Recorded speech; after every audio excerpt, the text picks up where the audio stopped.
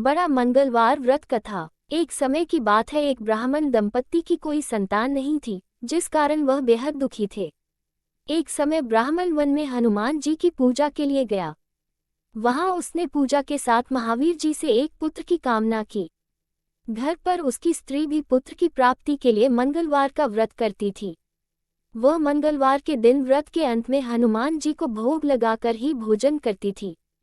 एक बार व्रत के दिन ब्राह्मणी न भोजन बना पाए और न ही हनुमान जी को भोग लगा सकी। उसने प्रण किया कि वह अगले मंगलवार को हनुमान जी को भोग लगाकर ही भोजन करेगी। वह भूखी प्यासी 6 दिन तक पड़ी रही। मंगलवार के दिन वह बेहोश हो गई। हनुमान जी उसकी निष्ठा और लगन को देखकर प्रसन्न हुए। उन्होंने आशीर्वाद स्वरूप ब्राह्मणी को एक पुत्र दिया और कहा कि यह तुम्हारी बहुत सेवा करेगा। बालक को पाकर ब्राह्मणी अति प्रसन्न हुई। उसने बालक का नाम मंगल रखा। कुछ समय उपरांत जब ब्राह्मण घर आया तो बालक को देख पूछा कि वह कौन है।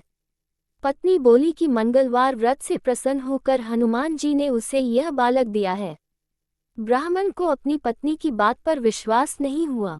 एक दिन मौका देख ब्राह्मण ने बालक को कुएं में गिरा दिया।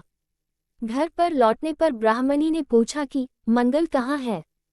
तभी पीछे से मंगल मुस्कुरा कर आ गया। उसे वापस देखकर ब्राह्मण आश्चर्यचकित रह गया। रात को हनुमान जी ने उसे सपने में दर्शन दिए और बताया कि यह पुत्र उसे उन्होंने ही दिया है। ब्राह्मण सत्य जानकर बहुत खुश हुआ।